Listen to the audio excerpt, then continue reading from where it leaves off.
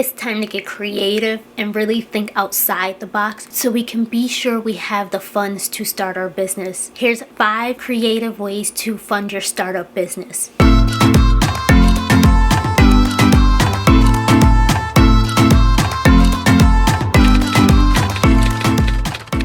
What's up, icons? It's the Iconic Fashion Figure, and woo!